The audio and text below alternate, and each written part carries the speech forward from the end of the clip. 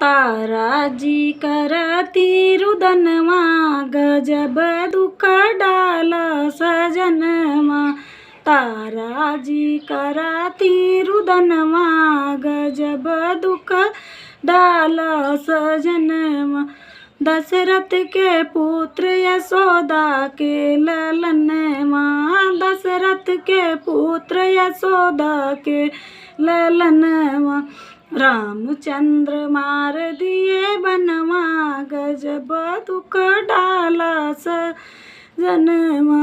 रामचंद्र मार दिए बनवा गजब दुख डाला सजनमा। ताराजी करती रुदनमा गजब दुख डाला सजनमा। फूलवा तोड़न गए रोहित फूलवरिया। फूलवा तोड़न गए रोहित फूलवरिया। पड़ी गईले नाग के समनमा गजब दुख डाला सजनमा।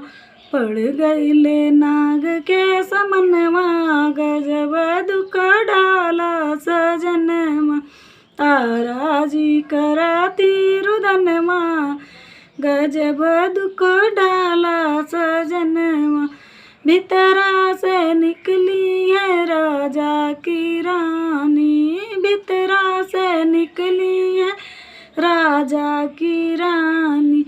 अचर्यों के बनमई का फनमा गजब दुख डाला सजनमा। आचर्यों के बनमई का फनमा गजब दुख डाला सजनमा। ताराजी करती रुदनमा गजब दुख डाला सजनमा।